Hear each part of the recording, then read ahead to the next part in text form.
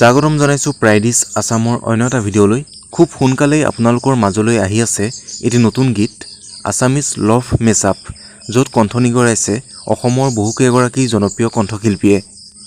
V K entertainment অৰ্থাৎ ভিগু কাশ্যপৰ YouTube চেনেলটোত গানটো ৰিলিজ দিয়া হ'ব অসমৰ একমাত্ৰ বৰ্ষাৰণ্য দিহিং পাটকাইক বচাবৰ বাবে অসমৰ শিল্পীসকলেও মাত মাতিছে অংগৰাগ পাপন মহন্ত গৰিমা গাৰ্গ জুবলি এওঁলোক প্ৰত্যেকেই ইনষ্টাগ্ৰামত একোটাকৈ পোষ্ট দিয়া দেখা গৈছে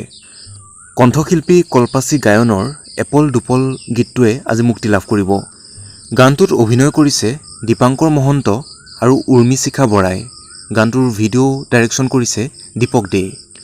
ডি ফেক্টৰী নামৰ ইউটিউব চেনেলটোত গানটো ৰিলিজ দিয়া হ'ব জনপ্ৰিয় কণ্ঠশিল্পী কুসুম কৈলাশৰ বৰ অসম গীতটোৰ ডেন্সৰ কভাৰ ভিডিঅ' বনাইছিল নৃত্যশিল্পী সুমি বৰাই ভিডিঅ'টো ইউটিউবত ৰিলিজ দিয়াৰ পাছতে আপত্তি দৰ্শাইছে কুসুম কৈলাশৰ পত্নী ডেইজি মোহনে কিয়নো কুসুম কৈলাশৰ অনুমতি অবিহনেই গীতটোৰ কভাৰ ভিডিঅ' বনোৱা হৈছিল এই সন্দৰ্ভত কোৰিঅগ্ৰাফাৰ দীপক দেও ফেচবুকত এটা পোষ্ট আগবঢ়ায় এইখিনি সময়ত গীতটো ইউটিউবৰ পৰা আঁতৰাই ৰখা হৈছে কভাৰ ভিডিঅ'টো বনোৱাৰ আগত কণ্ঠশিল্পীগৰাকীক এবাৰ জনোৱাটো উচিত আছিল